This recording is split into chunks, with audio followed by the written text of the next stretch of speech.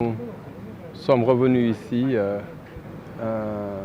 après une information reçue de nos services, surtout depuis l'instauration de la période de forte chaleur dans la région nord, à Saint-Louis particulièrement, sur des difficultés d'approvisionnement en eau dans certains quartiers, notamment en bout de réseau, tels que du Dougop, dans certains quartiers également de Pikine, Gokumbach, Pikine 700, Pikine Bas-Sénégal et autres.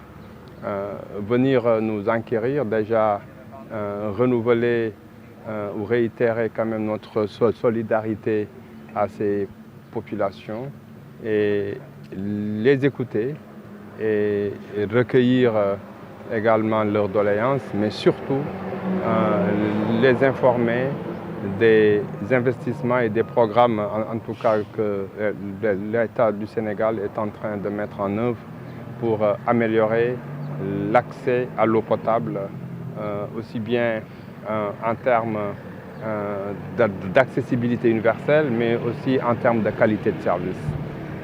Comme vous le savez, le dernier investissement ici date de 2017. Cet investissement devrait nous permettre de tenir jusqu'à presque 2023-2025. Aujourd'hui, avec la forte urbanisation de la région de Saint-Louis, particulièrement du département, parce que dessert quasiment 3 départements sur 5, 3 communes dans les 5 qui constituent le département de Saint-Louis.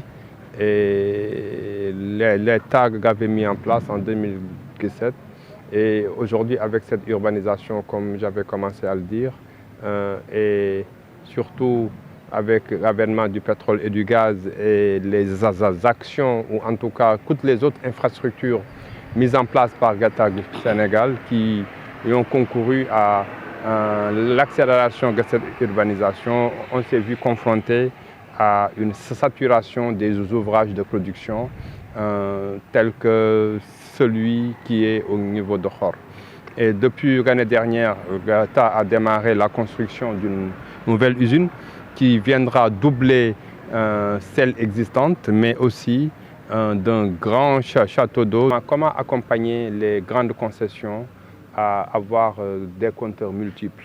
Parce que c'est une réalité sénégalaise également, de grandes concessions à Pikine, ici à Dougop, qui sont des concessions traditionnelles, des familles élargies qui ne disposent que d'un compteur, et comment les aider à avoir 2 à 3 compteurs en fonction de le respect des conditions d'éligibilité. Là également, des instructions ont été données pour apporter quand même une satisfaction à ces requêtes des populations.